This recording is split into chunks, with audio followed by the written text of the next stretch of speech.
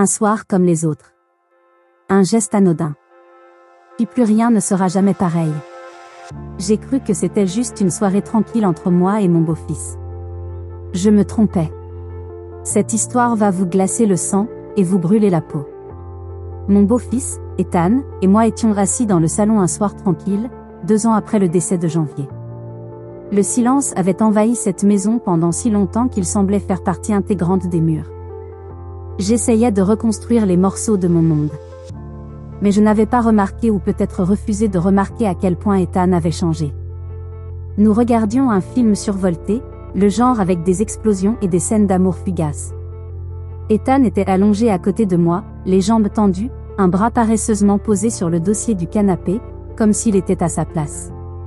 C'était la première fois que je le voyais vraiment. Sa silhouette était plus large, ses traits plus nets. Ce n'était plus l'enfant dont je me souvenais. Il était indéniablement un homme maintenant. J'ai immédiatement repoussé cette pensée. C'est mon beau-fils, me suis-je rappelé. Mais ce soir-là, ces mots commençaient à me sembler fragiles. Alors que le film prenait de l'ampleur, Ethan bougea légèrement, son bras effleurant le canapé derrière moi, se rapprochant peu à peu. L'espace d'une seconde, il sembla vouloir parler, mais il resta silencieux. Puis nos regards se croisèrent. Dans son regard, il y avait quelque chose de cru, quelque chose qui me fit frissonner de malaise. J'essayais d'en rire. C'est juste le film, juste un moment étrange. Mais mon instinct me le disait. Pendant une scène tendre, je sentis son souffle contre ma peau. Il s'était rapproché sans que je m'en aperçoive.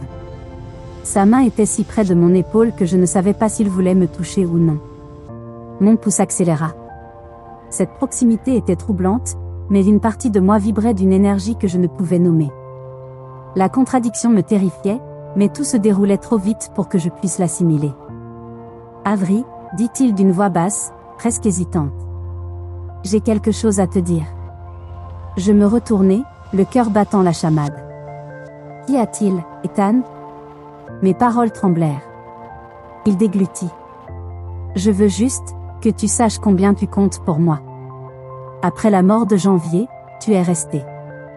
Tu n'étais pas obligé, mais tu l'as fait. Et grâce à toi, cette maison n'a jamais semblé vide. » Ces mots me frappèrent comme une vague, me laissant à découvert. Bien sûr, Ethan, parvins-je à articuler un sourire forcé. Je suis content que tu sois là. Mais il ne détourna pas le regard. Moi aussi, murmura-t-il d'une voix plus grave. Être près de toi, c'est la seule chose qui me semble juste. L'air entre nous se fit plus dense. Il retira légèrement sa main, mais son regard ne vacilla pas. À cet instant, j'étais paralysé, le cœur battant la chamade, les pensées embrouillées. J'ai essayé de me raccrocher à la raison, mais la graine avait déjà été semée. Il n'était plus un enfant. Cette vérité m'a fracassé ce soir-là, et elle allait tout changer. Le comportement d'Ethan avait changé, plus chaleureux, plus posé.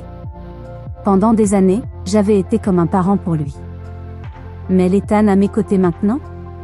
À 20 ans, il était tout en angle vif et en confiance tranquille. Pourtant, c'était mon beau-fils. N'était-ce pas ? C'est ce que je me disais en luttant contre les émotions qui tourbillonnaient en moi. Mais j'ignorais que ce n'était que le début. Quand Ethan m'a fixé ce soir-là, la crudité de son regard m'a prise au dépourvu. Je ne comprenais pas pourquoi il était soudain si tendre, si proche. Je n'imaginais pas à quel point nous étions tous les deux sur le point de franchir une ligne, ni comment cette seule soirée allait redéfinir ma vie. Dernier avertissement, ce récit va vous obséder.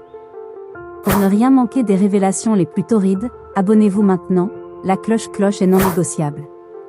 Votre futur vous-même vous remerciera, ou vous le reprochera. Quelques jours passèrent, et Ethan n'était plus dans son élément. Au petit déjeuner, il parlait plus que d'habitude, son regard s'attardant sur moi une seconde de trop. Il commença à m'aider à la maison comme jamais auparavant.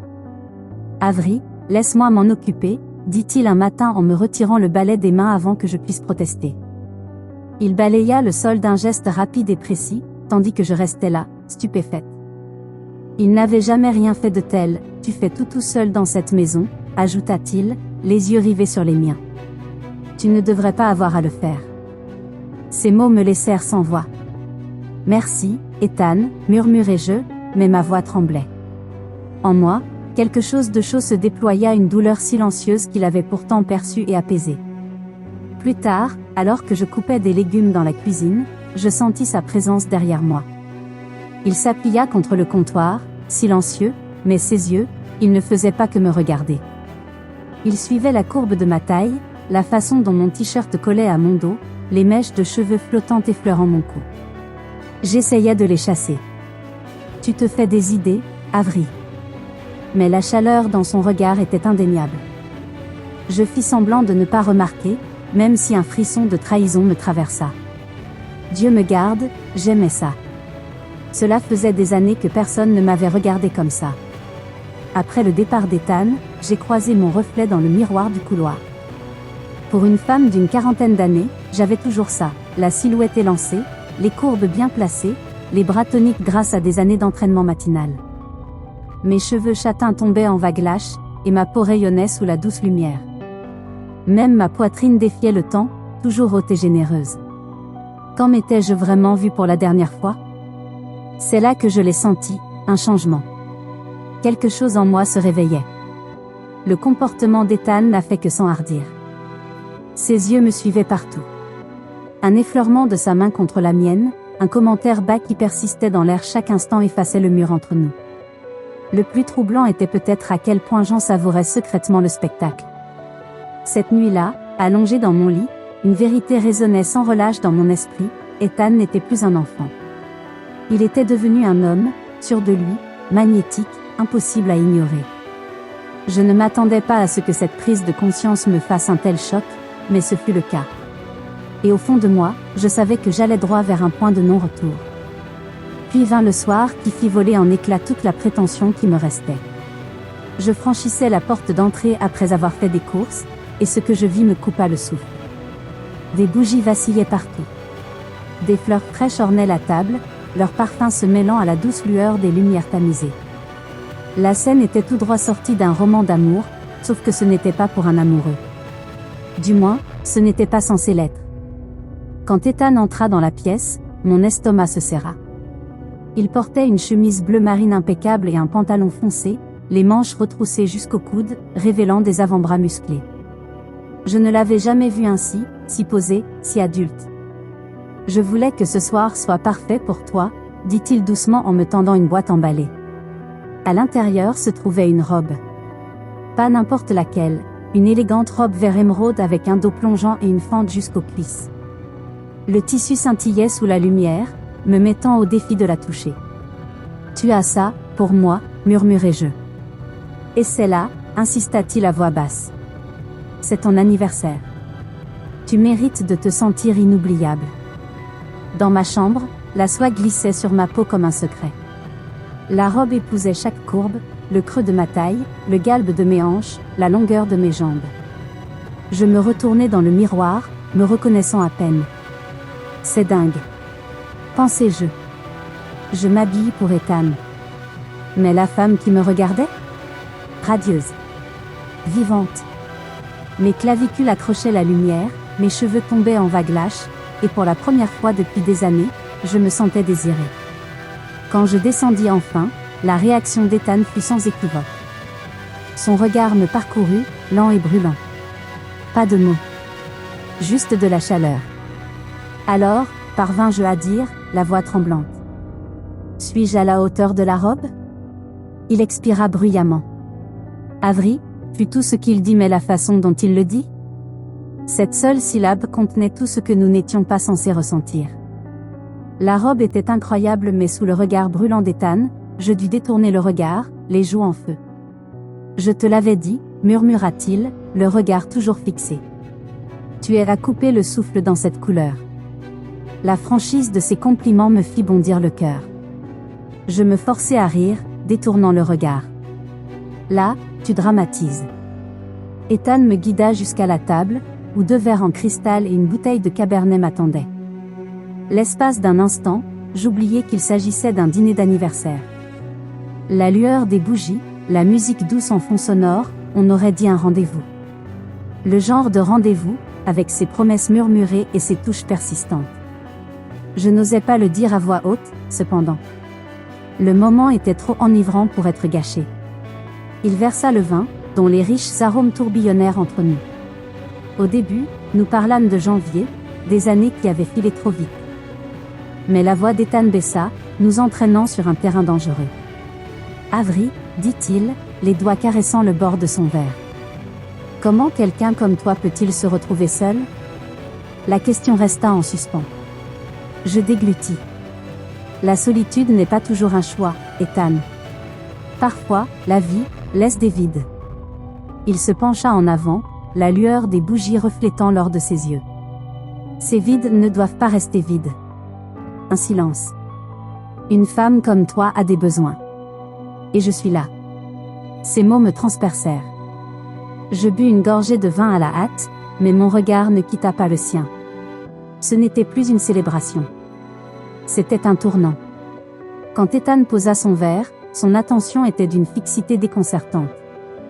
Tu es magnifique ce soir. Je voulais que ça te saute aux yeux. Sa voix était rauque, avec quelque chose que je ne pouvais nommer. Je jouais avec mes verres à pied, soudain timide. C'est gentil à toi de le dire, mais pourquoi te donner tout ce mal? Il n'hésita pas, parce que tu n'es pas seulement ma belle-mère, Avery. Tu es bien plus. Le silence qui suivit fut lourd, chargé. Mon cœur battait si fort que j'étais sûre qu'il l'entendait. Puis, d'un mouvement fluide, Ethan se leva et fit le tour de la table. Il posa une main près de ma chaise, se penchant jusqu'à ce que son souffle réchauffe mon oreille. Tu mérites quelqu'un qui te voit. Qui ne laisse pas une femme comme toi s'effacer. Ethan, Mais le reste mourut sur ma langue lorsqu'il réduisit la distance entre nous. Ses lèvres rencontrèrent les miennes, et le monde bascula. Ce n'était pas qu'un baiser, c'était une révélation. Chaleur, pain, main glissant possessivement sur ma taille, m'attirant contre lui comme s'il avait attendu des années pour le faire. Ce qui avait commencé comme un choc se transforma en quelque chose auquel je ne pus résister. Notre baiser s'intensifia, le temps se dissolvant autour de nous, jusqu'à ce que la réalité me revienne brutalement. Je m'éloignai, le souffle court. C'est impossible, murmurai-je d'une voix tremblante. Ethan, je dois y aller. Il ne bougea pas, expira lentement. Je suis désolé, Avery. Mais je ne peux plus faire semblant. La chaleur de ses paroles persista tandis que je m'enfuyais vers ma chambre. Je fermai la porte derrière moi, le dos appuyé contre le bois, le pouls frénétique. Le miroir en face de moi reflétait une femme que je reconnaissais à peine, les lèvres gonflées, les yeux écarquillés par le conflit. Comment en sommes-nous arrivés là? J'ai eu du mal à me dégager avant de m'effondrer sur le lit. Le vin et le poids de la nuit m'ont entraîné sous l'eau, m'entraînant dans un sommeil agité. Puis, un bruit. Le grincement de la porte. J'ai ouvert les yeux brusquement pour voir la silhouette d'Ethan se dessiner dans la pénombre. Avery, murmura-t-il en entrant. Je sais que je ne devrais pas être ici. La porte s'est refermée derrière lui avec un bruit sec. Mais j'ai besoin que tu comprennes. Son regard était une marque, transperçant mes défenses. Mon cœur battait si fort que j'avais peur qu'il l'entende. Des années de désir enfoui ont refait surface, m'étouffant. Ethan, ai-je soufflé en me redressant. Je le ressens aussi. L'aveu m'a arraché, brut et tremblant. Je veux ça. Je te veux. Son expression a changé, l'étonnement, puis une faim qui reflétait la mienne. Un sourire tremblant a effleuré mes lèvres. Plus de retour en arrière possible. Avant que le doute ne m'envahisse, j'attrapai les bretelles de ma robe, laissant le tissu glisser le long de mon corps. L'air piquait contre ma peau nue tandis que son souffle s'accélérait. Son regard, comme si j'étais sacrée, me brûlait les veines. Il traversa la pièce en deux enjambées, écrasant sa bouche contre la mienne. Ce baiser était différent, désespéré, exigeant, comme s'il avait attendu toute une vie. Ses mains agrippèrent ma taille, m'attirant contre lui jusqu'à ce que je haletasse. Puis, lentement, il me fit reculer vers le lit, nos yeux se croisant du regard. Lorsque mes genoux touchèrent le matelas, ses yeux ne quittèrent jamais les miens, sombres de promesses, dangereusement proches de l'amour. Au moment où son corps se posa sur le mien, toute résistance se dissipa. Liam arracha sa chemise d'un geste vif, le tissu disparaissant dans l'ombre tandis qu'il se préparait à me dépasser. La faim dans son regard sombre, impénitent envoya une nouvelle vague de chaleur dans mes veines. Ses doigts ont tracé le contour de ma mâchoire, s'attardant sur mes lèvres comme s'il en mémorisait la forme. Des années de frontières soigneusement construites entre nous se sont évaporées en un instant. Pour la première fois depuis la mort de janvier, je me suis complètement lâchée. Mes poings ont serré les draps tandis que je me cambrais contre lui, les yeux clos, noyés dans le courant électrique de leur peau contre leur peau. Quand j'ai osé relever les yeux, sa vue la poitrine haletante, les épaules tendues par la retenue m'a déstabilisée. Mes mains ont glissé le long de son dos trempé de sueur, dans un élan de désir irrésistible, j'ai griffé sa colonne vertébrale de mes ongles. Un gémissement rauque s'est échappé de la gorge de Liam, son cœur battant à tout rompre sous ma paume, pressé contre sa poitrine. Il n'en a pas fallu plus pour briser son contrôle. Après cela, nous sommes restés allongés, enchevêtrés dans le silence, son souffle chaud contre mon épaule nue. Il murmura des mots que je n'aurais jamais cru entendre tendres, possessifs, sincères jusqu'à ce que l'épuisement m'emporte. Je m'endormis, sachant que rien ne serait plus jamais comme avant. Tes risques cette nuit-là n'étaient pas seulement une limite franchie. C'était une vie entière laissée derrière moi. Et tandis que je m'endormais, plus heureuse que je ne l'avais été depuis des années, une vérité résonna dans mes os, ce n'est que le début. Si vous pensez que c'était intense, attendez un peu. Mon histoire est loin d'être terminée, et la suite va bouleverser tout ce que vous pensiez savoir. Ne manquez rien. Suivez-moi, activez les notifications et laissez un commentaire ci-dessous. Croyez-moi, vous voudrez être là pour la suite. Au moment où son corps s'est posé sur le mien, toute résistance s'est dissipée. Liam a arraché son t-shirt d'un geste vif, le tissu disparaissant dans l'ombre tandis qu'il se préparait au-dessus de moi. La faim dans son regard sombre, impassible à envoyer une nouvelle vague de chaleur dans mes veines.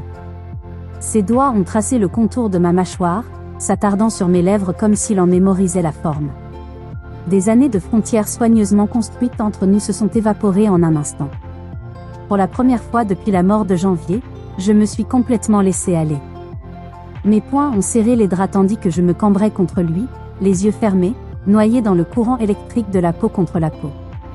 Quand j'osai relever les yeux, sa vue la poitrine haletante, les épaules tendues par la retenue me déstabilisa.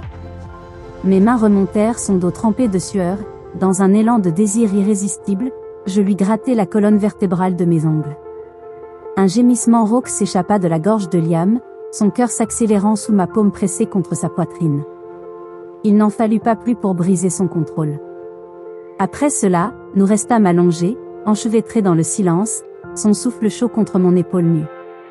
Il murmura des mots que je n'aurais jamais cru entendre tendres, possessifs, sincères jusqu'à ce que l'épuisement m'emporte. Je m'endormis, sachant que rien ne serait plus jamais comme avant. Cette nuit-là n'était pas seulement une limite franchie. C'était une vie entière abandonnée. Et tandis que je m'endormais, plus heureuse que je ne l'avais été depuis des années, une vérité résonna en moi, ce n'est que le début. Si vous pensez que c'était intense, attendez un peu. Mon histoire est loin d'être terminée, et la suite va bouleverser tout ce que vous pensiez savoir. Ne manquez rien. Suivez-moi, activez les notifications et laissez un commentaire ci-dessous. Croyez-moi, vous aurez envie d'être là pour la suite.